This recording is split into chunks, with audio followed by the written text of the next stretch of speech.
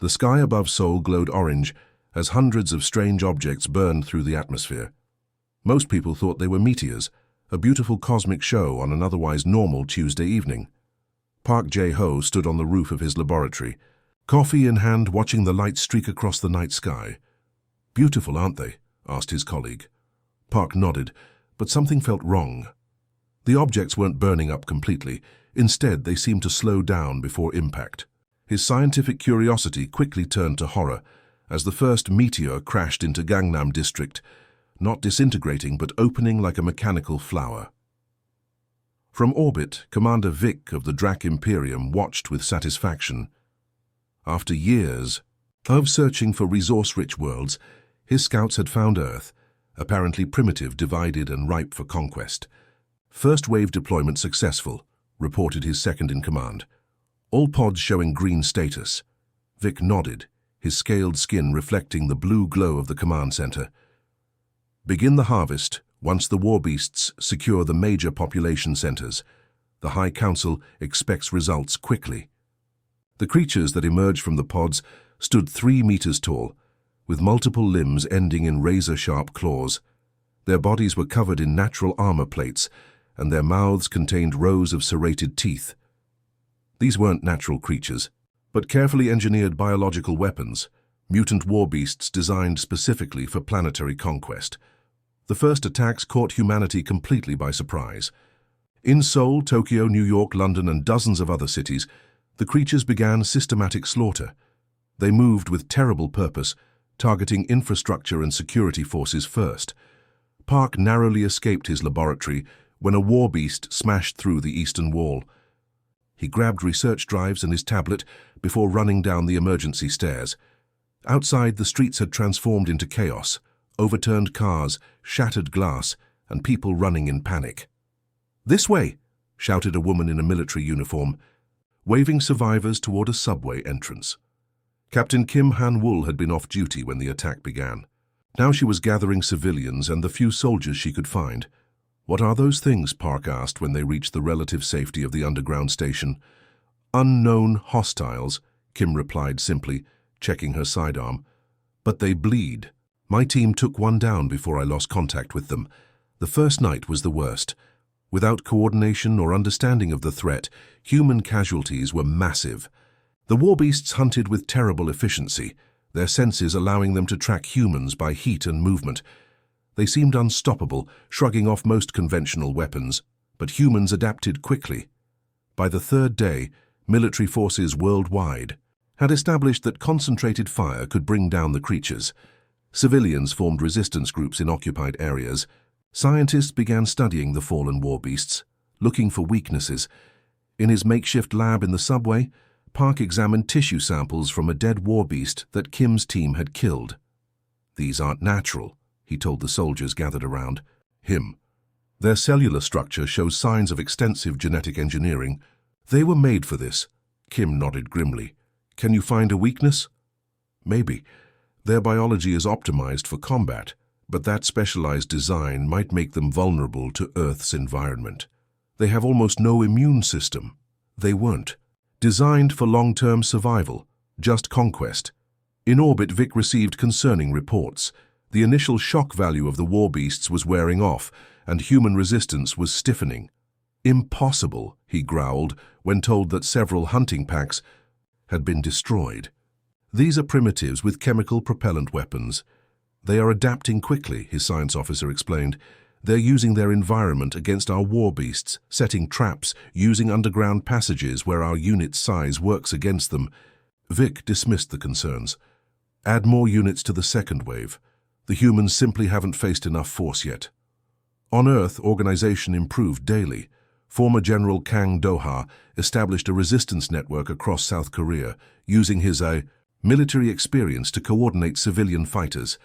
Similar leaders emerged worldwide as humanity united against the common threat. "They hunt by pattern," Kang explained to his fighters. "They're predictable once you understand their programming. Use the sewers and subway tunnels. Their size works against them in tight spaces." Captain Kim led increasingly successful raids against warbeast patrols. Her team had learned to target the creature's neck junctions, where their natural armor was thinnest. Park made a crucial discovery on the 7th day. Their cells are deteriorating, he announced. Earth's bacteria are affecting them. They weren't designed for our biosphere. This knowledge spread rapidly through military channels.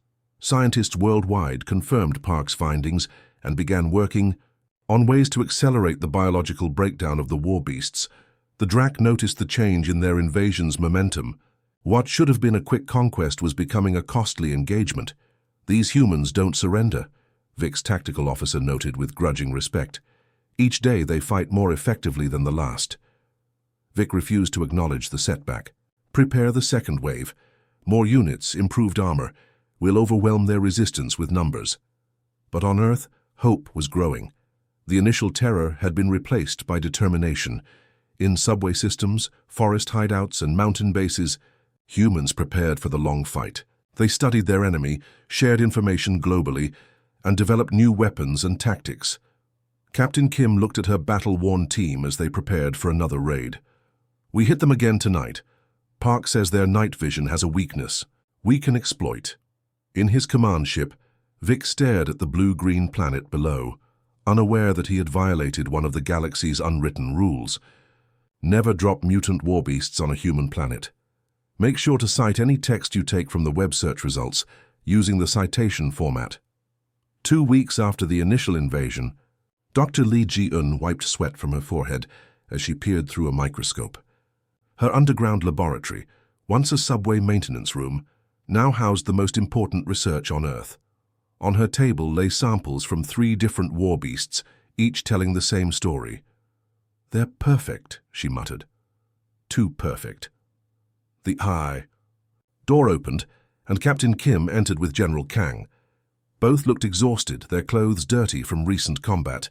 Please tell me you have good news, Kim said, dropping her helmet on a chair.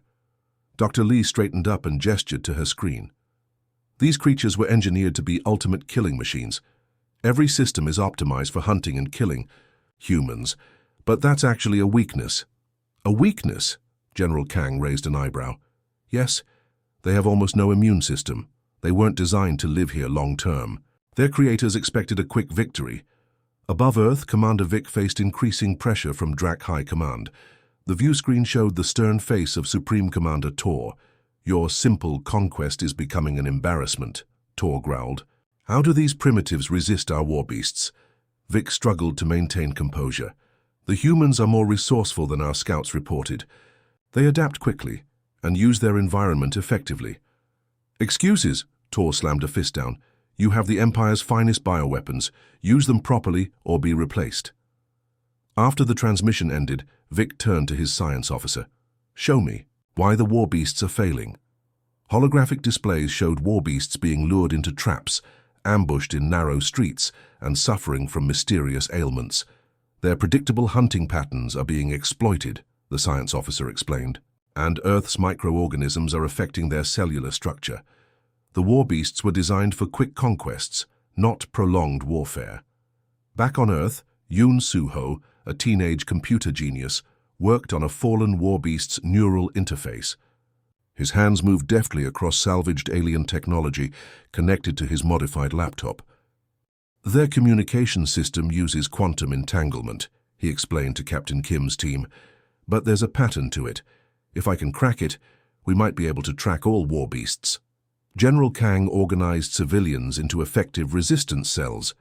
In an abandoned school gymnasium, he trained ordinary people, teachers, office workers, students, to fight the alien threat. They're stronger and faster, he told his trainees, but they're not smarter. They follow programmed behaviors. Once you recognize the pattern, you can predict their moves.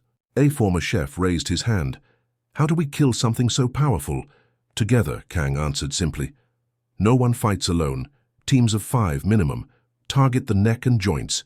Use the environment. Narrow spaces restrict their movement. Dr. Lee made another breakthrough that evening. She burst into the Resistance headquarters, clutching her tablet. The war beasts communicate with each other and their masters through quantum signals, she announced. But Earth's magnetic field interferes with it slightly. That's why they sometimes seem confused in certain areas. Captain Kim immediately saw the tactical advantage. So, if we could amplify that interference... Exactly, Dr. Lee nodded. We could disrupt their coordination. Yoon looked up from his work. I can help with that. My sister works at the particle physics lab. They have equipment we could modify. In orbit, Vic received warnings from his ground sensors. The war beasts were failing at an accelerating rate. Some hunting packs had gone silent completely. Others showed signs of deterioration. How is this possible? He demanded. His science officer looked uncomfortable. The humans are learning, adapting. They're targeting weaknesses we didn't anticipate they could discover, and Earth's biology is more hostile to our creations than we projected. Vic pounded his control panel in frustration. Prepare the second wave, double the numbers, add the improved neural shielding. Meanwhile, Dr. Lee worked with scientists around the world sharing data through surviving internet connections. In Europe, Australia, and the Americas, other researchers confirmed her findings and contributed their own discoveries. The war beast's biology is incompatible with Earth's environment, a German scientist reported. Their cells show accelerated breakdown when exposed to certain common bacteria. Captain Kim led increasingly bold raids against war beast patrols. Her team had become experts at luring the creatures into traps. During one mission, they captured a war beast alive, tranquilized and restrained with steel cables. Transporting it to Dr. Lee's lab was dangerous, but necessary. Dr. Lee spent 3 days studying the living specimen. They're incredible creations, she told General Kang, but they were designed for short-term deployment. Their metabolism is too high to sustain long-term operations without special nutrients from their home ecosystem. Yoon made the next breakthrough. After days without sleep, his eyes red but triumphant, he called everyone to his workstation. I've cracked their communication frequency, he announced. We can track their movements now. And maybe, just maybe, we can send false signals. General Kang immediately saw the strategic value. We can lead them into traps, make them fight each other. For the first time since the invasion, real hope spread through the resistance. Humans began winning more encounters, destroying war beasts. With coordinated tactics and better intelligence, on the Drac command ship, Vic received the worst news yet. The humans have compromised our communication protocols, his security officer reported. They're interfering with pack coordination, and the biological deterioration is accelerating. Vic stared at the planet below, his hatred mixing with reluctant respect. These humans were unlike any species the Drac had conquered before, but he wouldn't fail his empire. Launch the second wave, he ordered, and prepare the assault ships. If the war beasts can't do the job alone, we'll join the hunt ourselves. On Earth, as people celebrated small victories, Dr. Lee reminded them of the hard truth. They'll adapt too. This is just the beginning. General Kang nodded gravely. Then, we'll be ready. Humanity has always been good at one thing, surviving. 3 weeks into the invasion, rain poured over Seoul as Captain Kim led her team through flooded streets. The water reached their knees, but it gave them an advantage. War beasts struggled in deep water, their heavy bodies and armor weighing them down. Remember, stay quiet, Kim whispered to her soldiers. Their hearing still works perfectly in rain. They moved toward their target, a war beast command node identified by Yoon's tracking system. The alien structure pulsed with eerie blue light, broadcasting signals to nearby hunting packs. Charges set, whispered Sergeant Ryu after they reached the base of the structure. 2-minute timer. As they retreated through the rain, a roar echoed between buildings. 3 war beasts had detected them, charging through the water with surprising speed despite their difficulty. Split up, Kim ordered. Her team separated into practiced pairs, drawing the creatures in different directions. Kim and Ryu led their pursuer into a prepared trap, a narrow alley lined with electrical cables submerged in water. When the war beast entered, Ryu hit the switch. Electricity surged through the water, and the creature convulsed before collapsing. Across the city, similar operations targeted war beast control structures. By morning, the aliens' coordination had deteriorated significantly.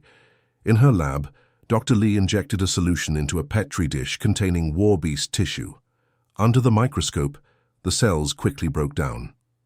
It works, she said, unable to hide her excitement. She looked up at General Kang and the international science team joining by video. The bioweapon is ready for field testing. How does it work? Asked a scientist from Brazil. It targets the genetic modifications in their cells. Dr. Lee explained. Their creators made them too perfect, too specialized. This bacteria exploits that specialization, breaking down the engineered cellular structures. General Kang nodded. How do we deploy it? Aerosol would be most effective, Dr. Lee replied. But we'll need to get close to their major gathering. Points. Yoon entered with new data. Their communication patterns have changed. They're adapting to our interference, but I found something else. He displayed a map showing strange signal patterns. They're receiving new instructions from orbit. Something big is coming. In space, Commander Vic observed the deployment of his second wave. These war beasts featured improved armor, better neural shielding, and modified metabolism to resist Earth's microbes. The improved units will crush their resistance, Vic told his officers. These humans have been lucky, nothing more. His tactical officer looked less certain. The humans have destroyed 17 control nodes in the last day alone. Their attacks show increasing coordination. Vic dismissed the concern. Primitive luck against first-generation war beasts. The new units will overwhelm them through superior numbers and design. 5,000 new drop pods entered Earth's atmosphere that night, lighting up the sky brighter than the first invasion. In the Resistance headquarters, General Kang gathered his commanders. They're desperate, he told them. Sending more troops means their first wave failed. But these new units will be more dangerous. A soldier raised her hand. Can Dr. Lee's bioweapon affect the new war beasts? We don't know yet, Kang admitted, but we'll find out soon. Captain Kim will lead a team to deploy the bioweapon at their main landing zone outside the city. Captain Kim studied the mission details with her team. The plan was risky. Get close. Enough to the landing zone to release the bioweapon before the war beasts dispersed across the country. We'll use the tunnel system, she told her team, pointing to city maintenance tunnels on the map. Emerge here, half a kilometer from the landing zone under cover of darkness. That night, Kim led her team through cramped, damp tunnels. Each soldier carried containers of Dr. Lee's bioweapon, bacteria engineered to target the war beast's specialized cellular structure. When they emerged from the tunnels, the sight stunned them. Hundreds of new war beasts gathered in the clearing, larger and more heavily armored than the first wave. Their movements seemed more coordinated, less predictable. They've improved them, Sergeant Ryu whispered. This won't be easy, Kim checked. The wind direction. We need to get upwind of them. Small teams, stay in the tree line. As they moved into position, one of the war beasts suddenly turned, sniffing the air. Its behavior was different, more alert, more intelligent. They've enhanced their senses, Kim realized aloud. Move now before they detect us. The team rushed to their deployment positions.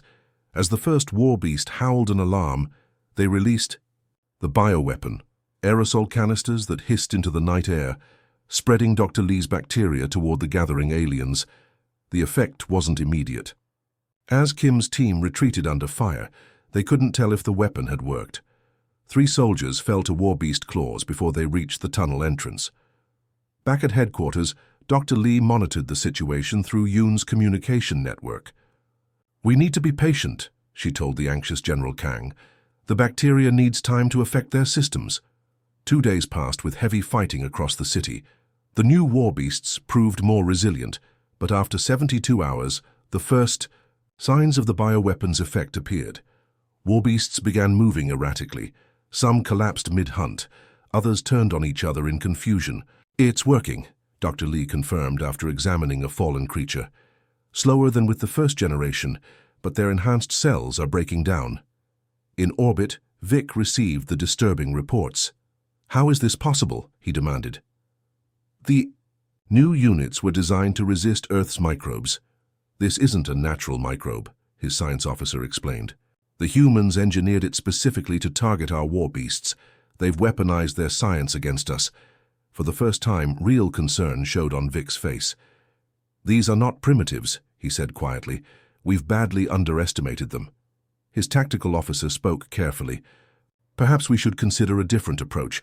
The cost of this invasion grows too high. Vic slammed his fist down.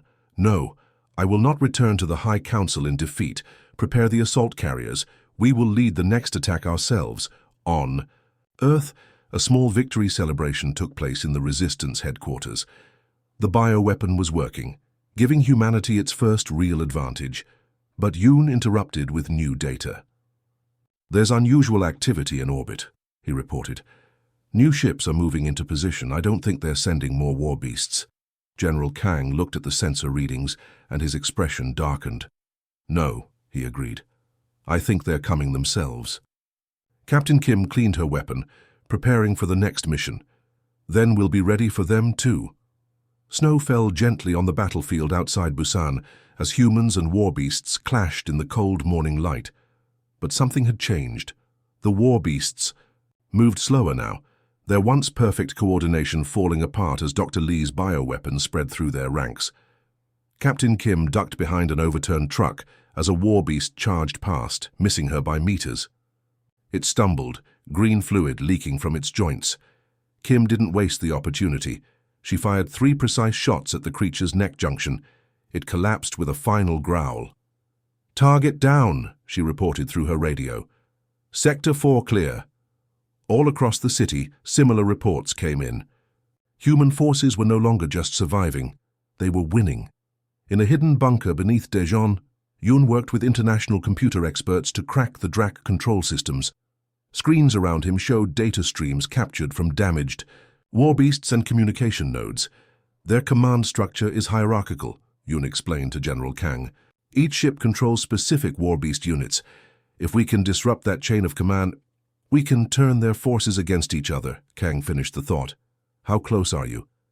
Yoon pointed to a progress bar on his main screen. "Hours, not days." Dr. Lee entered the room carrying new test results. "The bioweapon is affecting the second-generation war beasts, but they're developing resistance faster than expected. We need a new approach." The meeting was interrupted by an alarm. Yoon rushed to his monitoring station. "Multiple objects entering. Atmosphere, not drop pods. These are ships." On screens across the bunker, they watched as Drak assault carriers descended through clouds. Sleek and predatory, each ship carried hundreds of Drak warriors. "They're coming themselves now," General Kang said grimly. "Spread the word. New enemy, new tactics." In orbit, Commander Vic prepared to lead the assault. He strapped on combat armor as his officers readied their weapons. "The war beasts were meant to clear the way," he told his battle group. "Now we must restore the Empire's honor by finishing this conquest ourselves." His second-in-command approached cautiously. "Commander, High Command has not authorized direct intervention." Vic's eyes narrowed. "High Command is not here. I will not return in failure. These humans have defied us long enough." The assault carriers landed in cleared zones across Earth. Drak warriors poured out, bipedal aliens with scaled skin and advanced weapons. Unlike their engineered war beasts, the Drak were intelligent fighters, adapting quickly to human tactics. Captain Kim's team encountered them first in the ruins of a shopping mall. The battle was unlike anything they had faced before. The Drak used cover, communicated effectively, and employed sophisticated energy weapons. "Fall back," Kim ordered, as green energy blasts tore through concrete pillars. "They're not mindless like the war beasts." 3 of her soldiers fell before they reached the extraction point. Kim radioed headquarters with the grim news. "We need new strategies. These enemies think." General Kang gathered his commanders for emergency planning. "We've been fighting monsters. Now we're fighting soldiers. We need to adjust." An older officer spoke up. "If they're soldiers, they have supply lines, communication needs. We target those instead of facing them directly." In his lab, Yoon made a critical breakthrough. "I've accessed their command network," he announced. "I can see their battle plans, communication protocols, everything." Dr. Lee studied the Drak biological data that came with it. They're carbon-based, like us, but with significant differences. Their cellular structure is more rigid, designed for their homeworld's higher gravity. Her eyes widened with realization. "This means my bioweapon could be modified to affect them too. Not lethal, we're not monsters, but enough to incapacitate." Across the globe, the pattern repeated.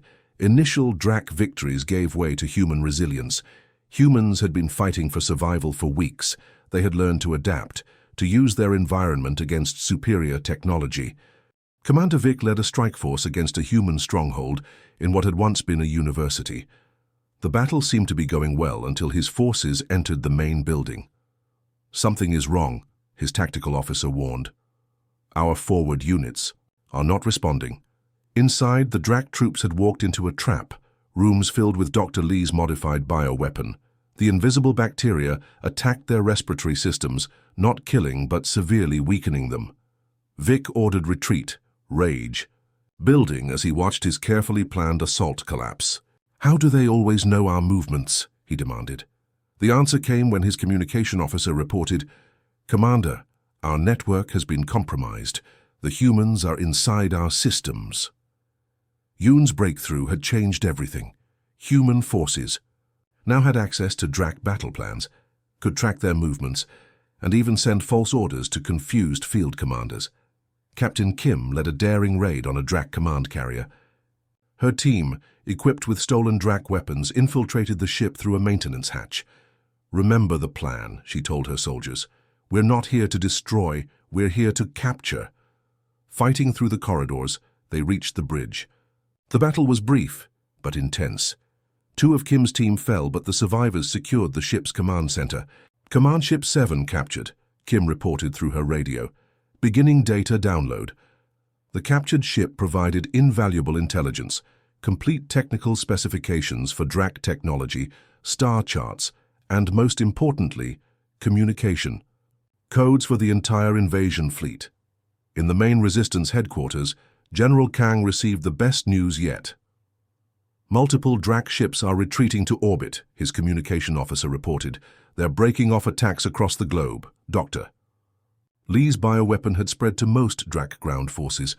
Yoon's hacking had compromised their tactical networks, and human forces, growing more confident with each victory, pressed their advantage.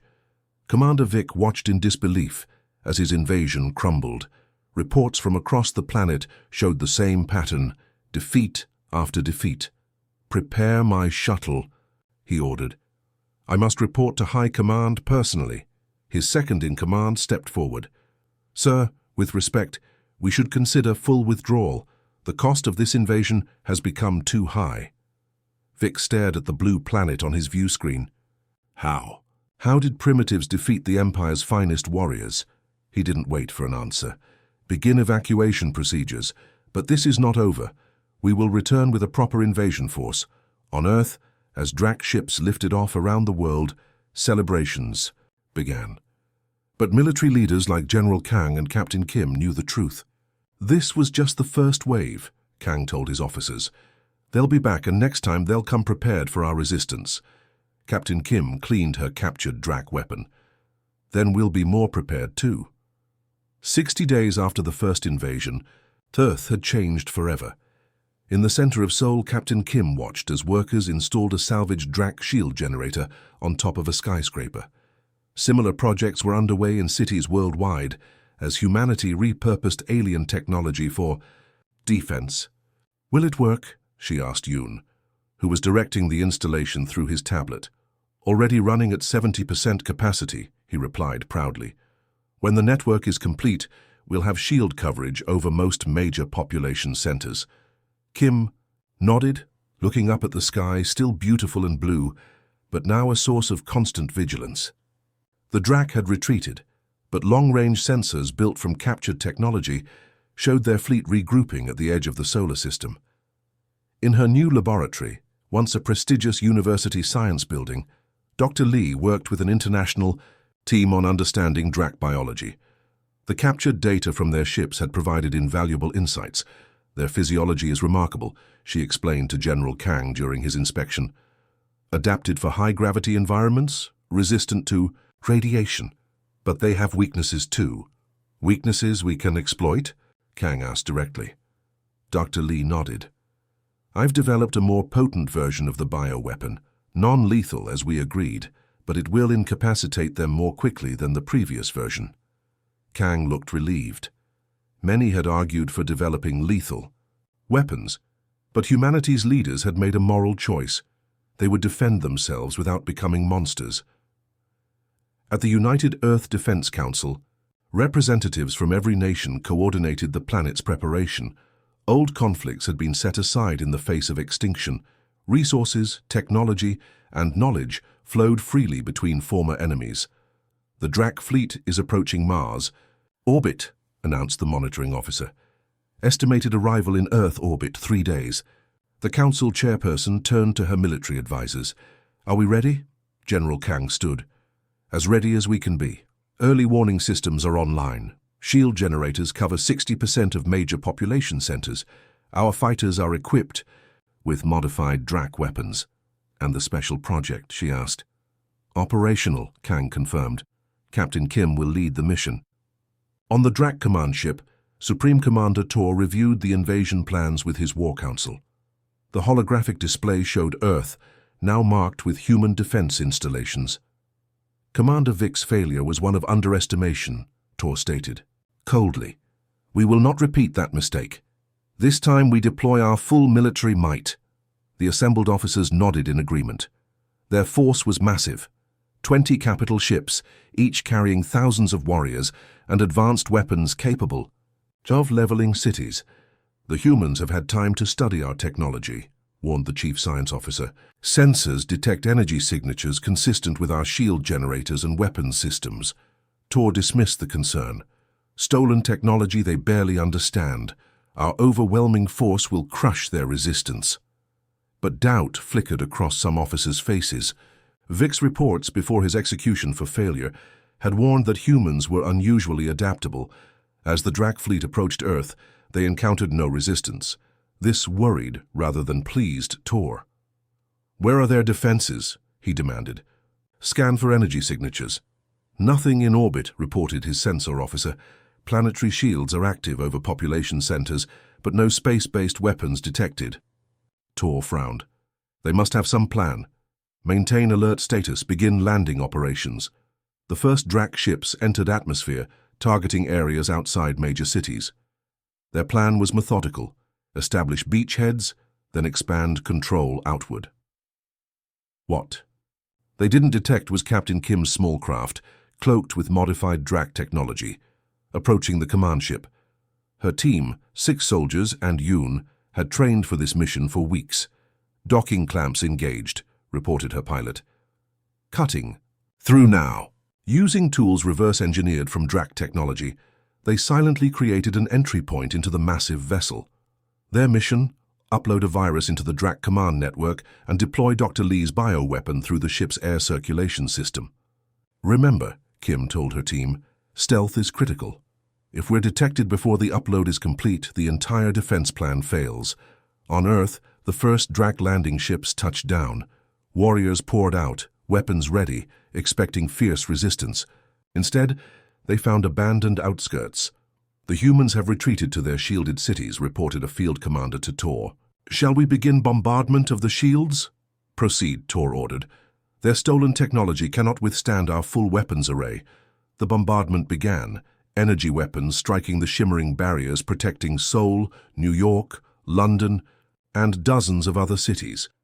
The shields held, but power readings showed they wouldn't last forever. Inside the command ship, Kim's team reached the central environmental control system. Yoon connected his devices and began the hack while the soldiers stood guard. 30% uploaded, Yoon whispered. The system is fighting back. Kim checked her watch. The planetary shields won't hold much longer. We need to hurry. A Drac. Security team rounded the corner, spotting the intruders. Kim and her soldiers engaged them in a brief, violent firefight. They prevailed, but the ship's alarms activated. They know we're here, Kim told Yoon. How much longer? 60%. 70. Yoon worked furiously as the sounds of approaching. Guards echoed down the corridor. Supreme Commander Tor received the alert. Intruders, how did humans get aboard my ship? Before his officers could respond, the ship's systems flickered. Screens showed interference patterns, then went dark. What's happening? Tor demanded. Unknown cyber attack, reported his technology officer, panic in his voice. It's spreading through the fleet network.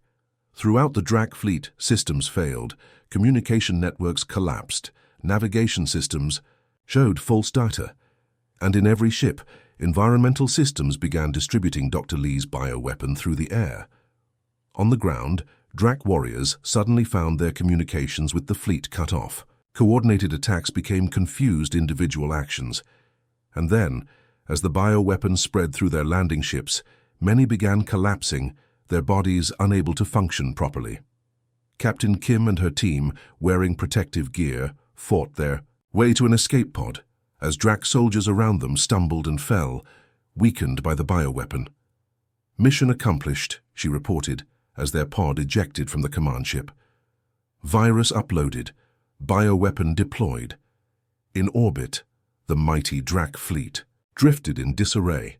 Supreme Commander Tor, fighting the effects of the bioweapon, gave his final order: retreat, full retreat. The Drak ships, those still able to navigate, turned away from Earth and accelerated toward deep space. 3 days later, General Kang stood before the United Earth Defense Council with Captain Kim and her team Yoon and Dr. Lee. "The Drak invasion has been repelled," he announced formally. "Their remaining forces have left the solar system." Cheers erupted, but Kang raised his hand for silence. "They will report to their empire. Others may come someday, but they will find an Earth united and prepared."